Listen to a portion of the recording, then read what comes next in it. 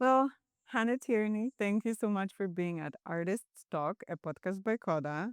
I'm so excited to have a conversation here with you today. It just warms my heart to talk to you. KODA launched at FiveMyles, and that was in February 2020, just before the pandemic.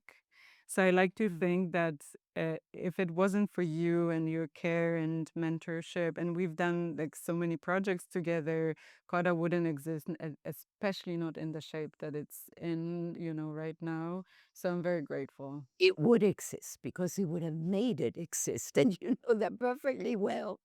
But it was kind of wonderful when we first, also because we kind of come from the same place on the earth and, Eastern Europe. And so it was kind of neat to meet somebody of my own tribe right Yeah, there in Crown Heights, Brooklyn, right? absolutely. And it's not just the European thing, it's Eastern Europe. It's very, These are a world apart. We know that. yeah. So I wanted to ask you about when you first moved to New York and when you arrived as a performance artist, and how did the city shape your work? I came to New York in 1959 as an au pair. I'd already been an au pair in England, and they knew people in Princeton, and they wanted an au pair, and they would send me a ticket, and I came to New York, and I was an au pair. I came longing to, in some way, we had already come to West Germany, and I was longing to get out. And however, I didn't come as a performance artist. I'm an entirely self-made performance artist, but I did come with a longing to be a writer. It was, from my earliest childhood, storyteller. And then I started to start my life, and I met my kid's father, and we had children, and I started writing, and I started having another job. But one day I found out I wasn't good enough as a writer, really, even though I've published. But they're stories. I wanted to write like George Eliot, gorgeous sentences, couldn't do it. So I thought, what would it be like if I could do three-dimensional writing? If people could see what I can't say in beautiful sentences. So eventually I took a studio next to the Hells Angels, a little storefront, and I started making pâtés and selling them to restaurants to support all of this. And I spent about 2 years at least, working out many, many different ideas of what I would think of as three-dimensional writing. And then one day it did sort of ease me into puppetry because you use objects and you use movement. And then one day I saw, for some unknown reason, this long distance movement that I can do. And I thought, oh my God, this is it. Whatever I want to call it, I'm going to work with it. And then I connected to, European symbolism in an earlier time. And I thought, I've got it. Theater without actors. I'm doing it. So, I really grew up on this work. And by this time we had moved to Soho. And that was essential because everybody was experimenting and, having wild thoughts about what they could do and what art would be. And so it was a useful thing to be in Soho. So the city made it possible in some ways, like that wouldn't be possible in other places, maybe, Oh, to yeah. experiment. This is a country where you can invent yourself. You can't do that anywhere else. Uh, this, the one thing I know about this country is that whatever bad and horrible things have happened, but people come and invent themselves outrageously. So I'm wondering, because you tried writing, I wonder about this feeling. Like what is it like that you really want to write, you it turns out maybe this is not for you, and then you find a thing you love and you're good at. How does it feel? Is it easier? Is it more challenging? Is it No, because if you recall, I use my writing for these shows. So I actually unconsciously worked that out perfectly. okay, so you And just found an outlet for yeah, I writing. totally found an outlet for writing, and you know, and, and you know how I perform. It's like an ongoing kind of narration, storytelling, and So, in your performances, you use source material from radically different cultures and historical moments. What draws you to that? Oh, I think maybe in some way my personal life, because I early on brought up two black boys. There was this African American culture then, because I worked it with their grandfather. We worked the upbringing of these boys, and so there was a lot of involvement with that. But then I married my second husband, who was Chinese, and that brought me for the first time in my life to a real, very different culture, and it fascinated me. I fell in love with ink brush painting and thought about it. But then also, don't forget, my son was in Africa. So I went to Africa, and I never thought about going to Africa. So I, I started thinking about Africa and brought in African work to 5 Miles. Did we know each other then?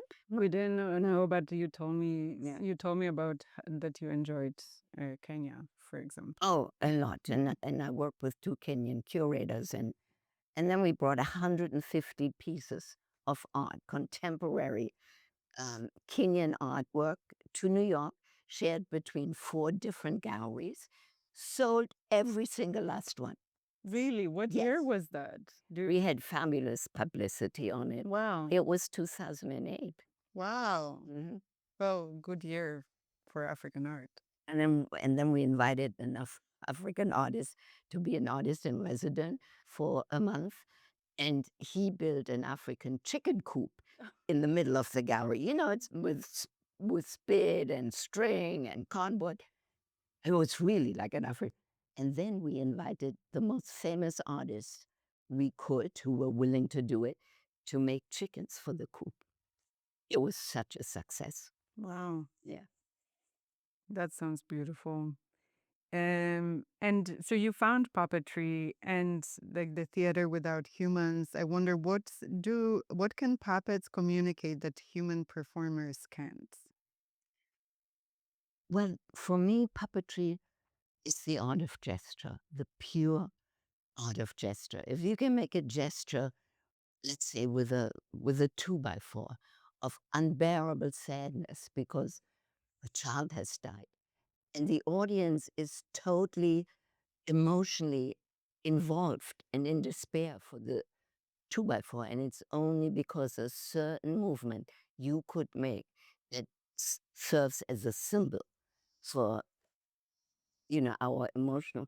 And as you know, I do like abstraction, to not use humanoid figures, because that's not, it's fun, but it's neither here nor there as an art form. But when you really can do it with almost nothing. So it's the essence, and that's really in a greater sense what art does. Like you're able to connect.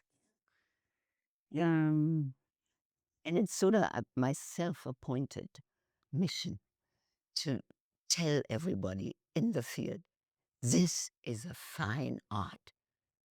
Work on it, think about it. Don't just have it be like ha ha ha and pulling rabbits out of a hat, and because you can do all these tricky things, with manipulation. But I do believe it's a fabulous art form if you can pare it down and catch emotions that we have in us, but with a little gesture. and how does it feel to be in that process, the thinking about it, the like working on it? When I work on it, well, I discovered like a lot about that system I have. It's very much based the musical scale.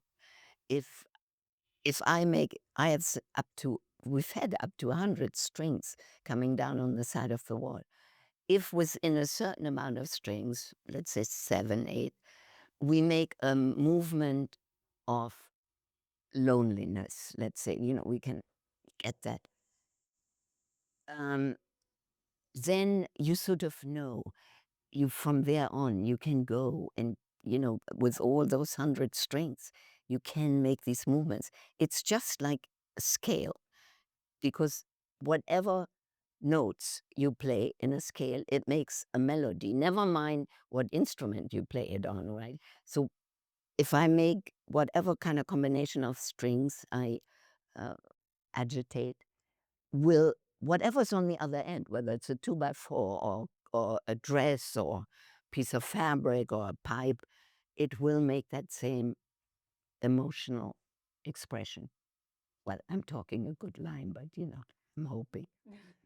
Or let's say I'm aiming for it. Yes, I have to admit it looks very complicated and complex. I saw you perform and I saw the system that you had installed at FiveMyles, and I still don't understand how it works, but you make it work so beautifully. And after I opened FiveMyles and I had the studio in the back, so I could really work for long periods of time on one piece.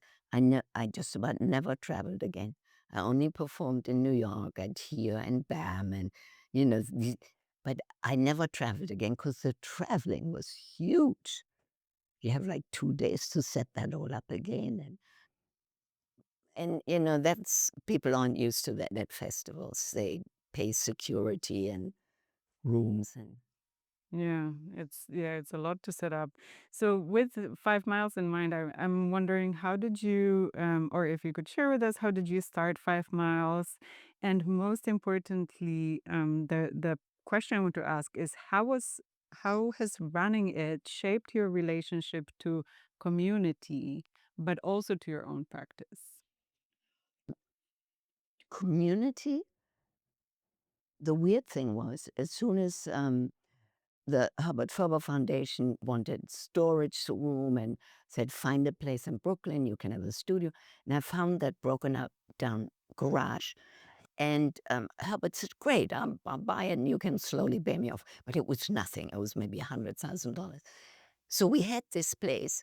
And as soon as we had this place, first of all, the neighbors kind of were, what the hell is going on, right? And but within no time at all, in '99, my son was killed in Africa, and it was all over television. Somehow, the next time I showed up on the block, the neighbors knew that it was my son. They knew. And one of the women walked right up to me and said, Hannah, why don't you name the place after him? And that's how it became FiveMyles.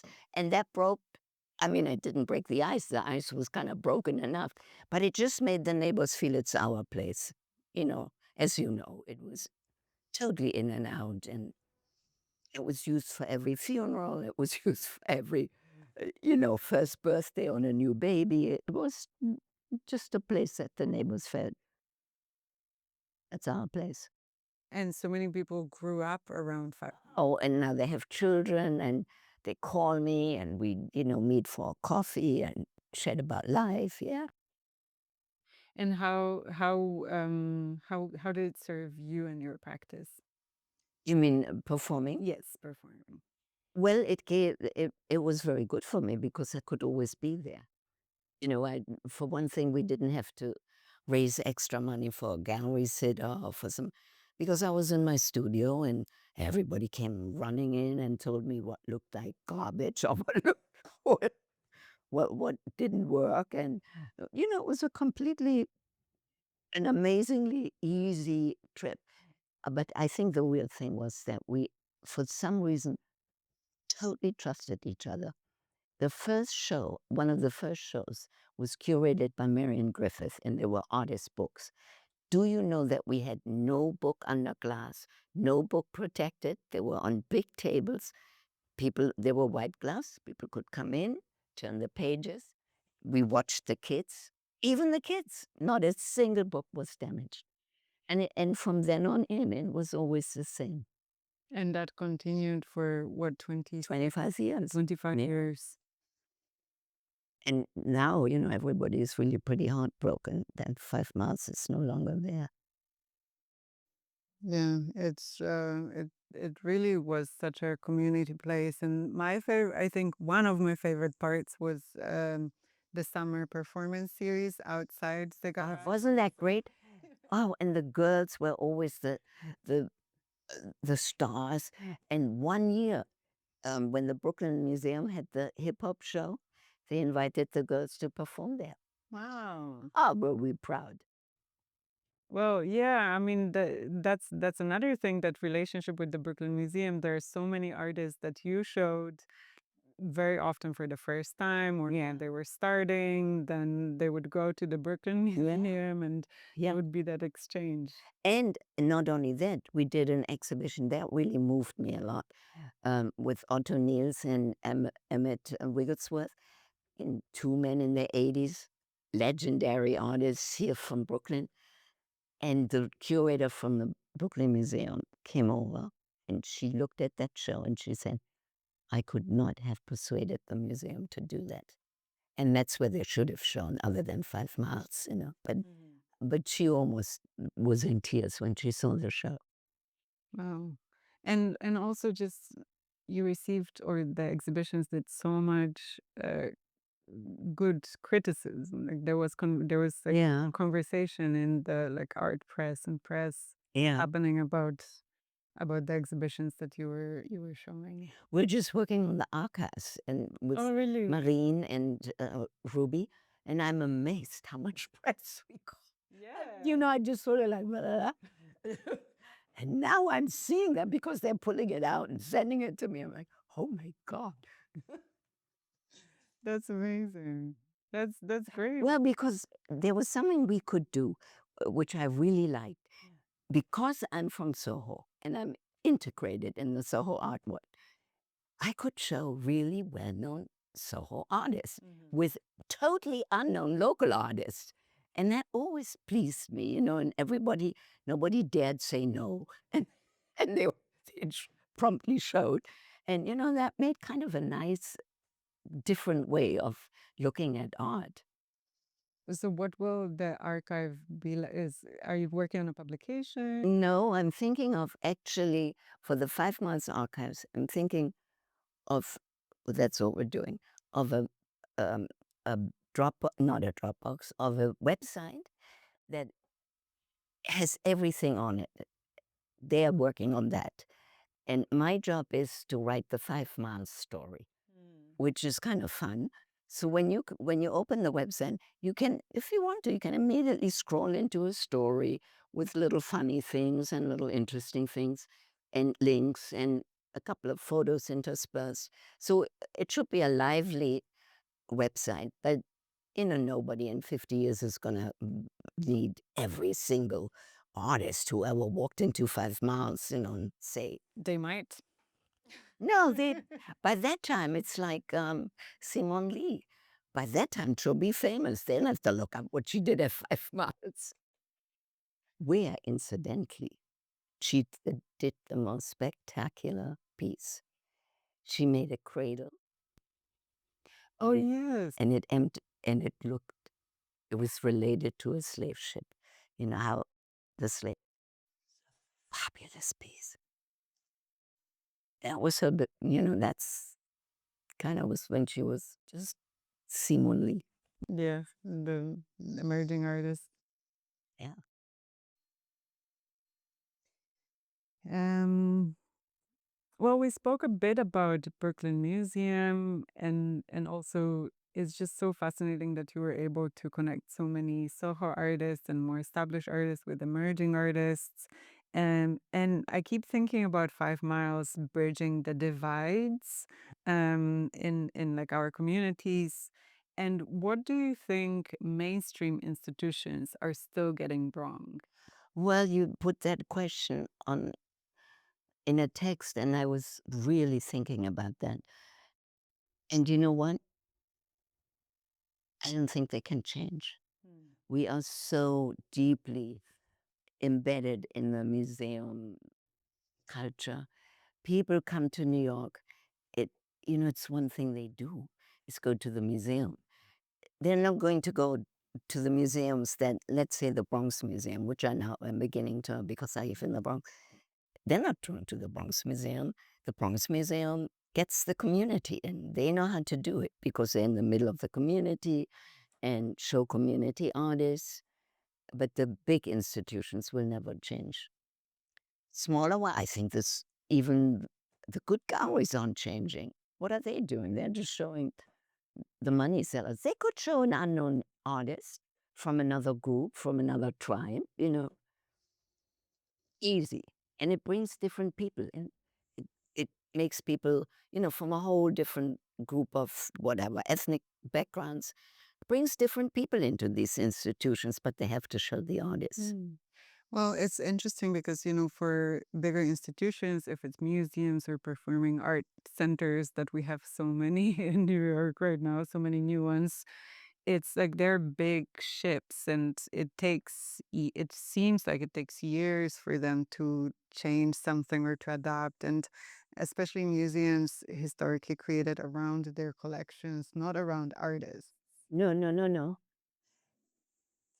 There has to be a whole different change in PR, how people deal with museums or how they think of museums.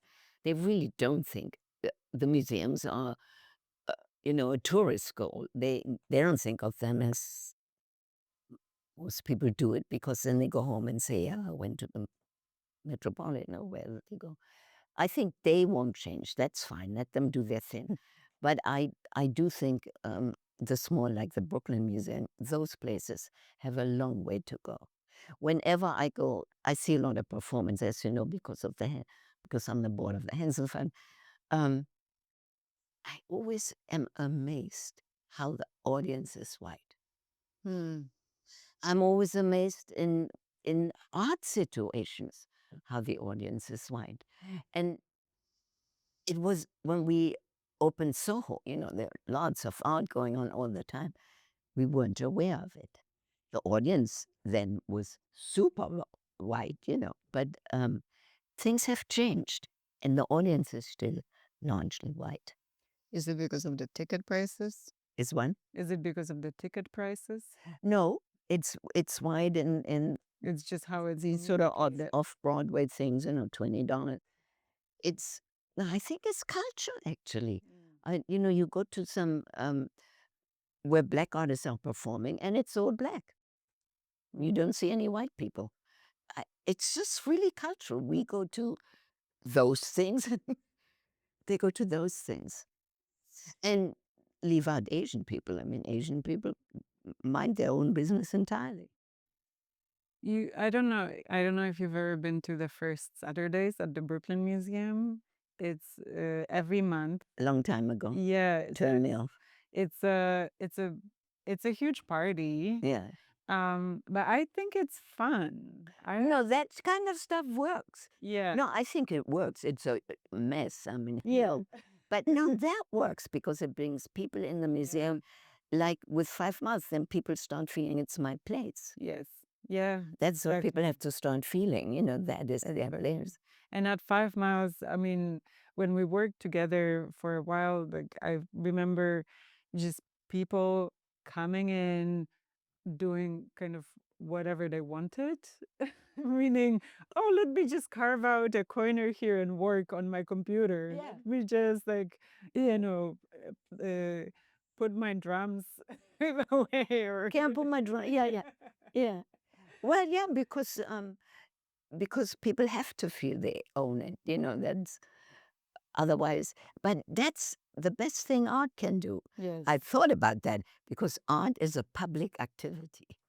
And so it turns it into a public space. Mhm. That's the best thing art can do. And there we don't go.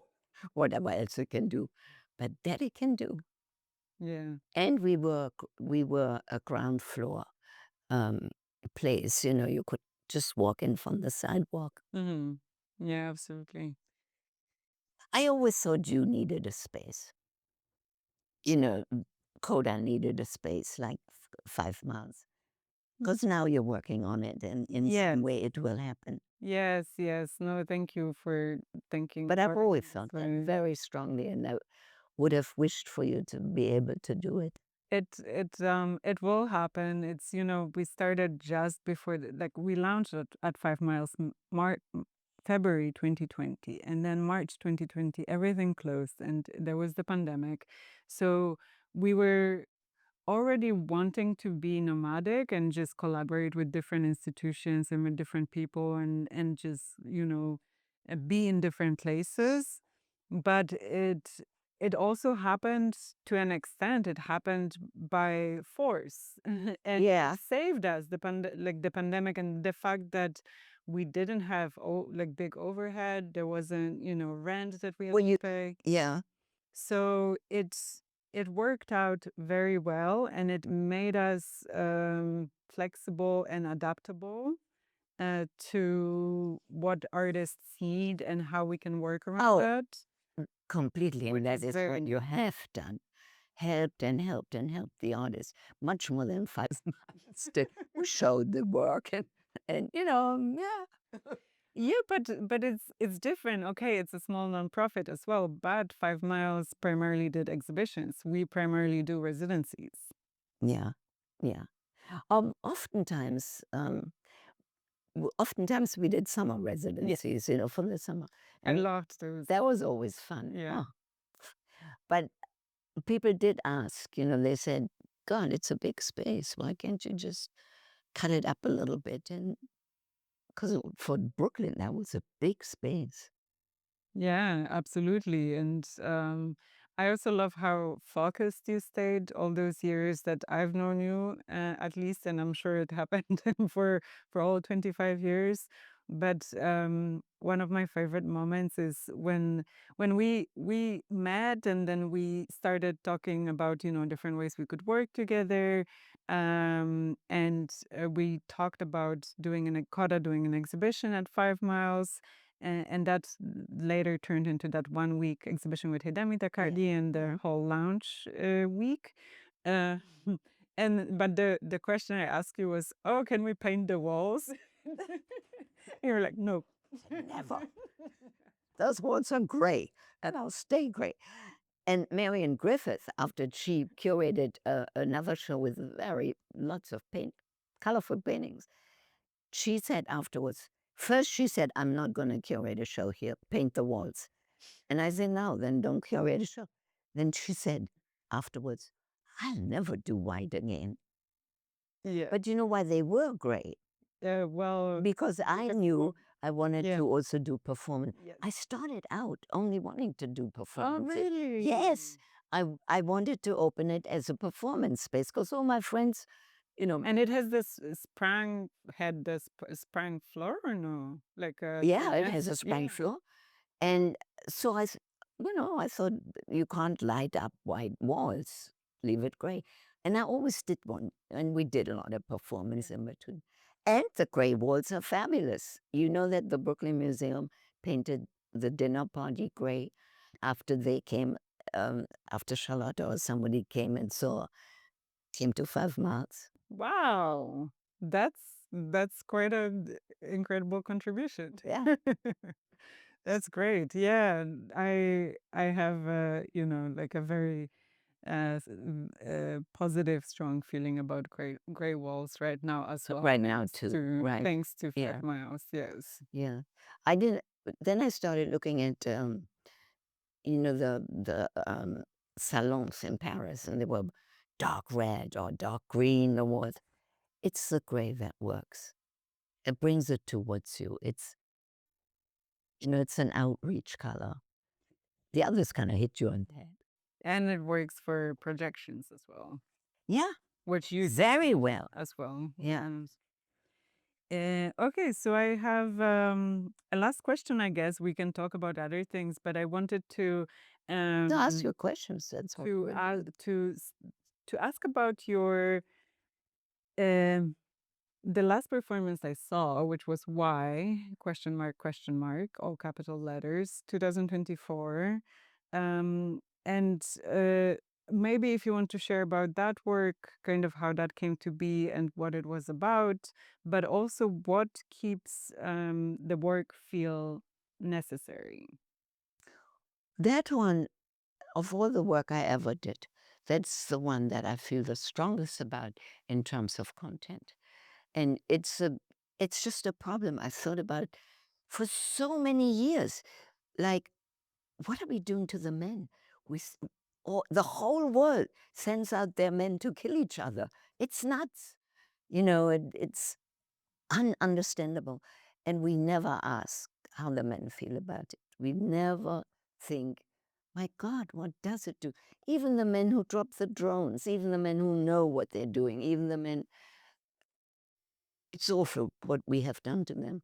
And I just thought at some point I wanted to dig in and deal with it and say to people, why don't we ever, we think about the men, oh God, they boss us around and they're so obnoxious and they're arrogant, all of which is true. um, and they're the ones who do, you know, shoot people all the time. It's not the women. But we never ask, what have we as a species done to the men? And we've done it as a species. There's not, well, I think maybe some indigenous people did not do it, you know, but that's small. But as soon as we thought we were becoming civilized, we sold the men to the dogs and we turned them into killers, whether they wanted to or not, and never asked them any questions. How do you feel about having to go out there and shoot the guy over there and he's going to shoot you in a minute? And so it's been on my mind for so many years. And finally, I saw a way I could do it. And I had to use, so once, I had to use figurative puppets. This life-size lecturer and this life-size little boy, her sidekick, because you can't talk about human beings with a human being. You know, it has to be an outsider who can say, what have we done to the males? And that 2x4 also had a place in it. And, you know, those were the soldiers, you know, just stiff and directed to do what they were told to do with that. Oh, it's so incredible when you think it through. So incredible. Yeah, and the elements of that performance, you also, because I remember you talked to me about it. You mentioned it few times for several years that you're working on this performance. So it seems like it's always a pretty long process. It's a long process. 3 years, maybe 2 for quickie, but Yeah. yeah. And But I appreciated that, you know, and I could do it because I had the studio in the back of FiveMyles, and I worked for FiveMyles, so I didn't, because nobody makes a living performing. It's you did in Europe at the festivals, really, yeah, and then they always was always a really good, you know, fed fee. I mean, outright fee. yeah, But that stopped. I feel Europe like didn't like to deal with too many American performers anymore because we weren't taking them back. I see. Yeah. And in that, just to finish up on the why on the performance, it had also found images like from different Posters. posters. Okay. Yeah, I wanted to really show that, you know, like men in battles. It's outrageous. And we think they're heroes. These poor guys are just forced into that position. And we always show it as like, you know, brave and gutsy and, oh, God. Yeah, it was definitely beautiful, and I definitely cried.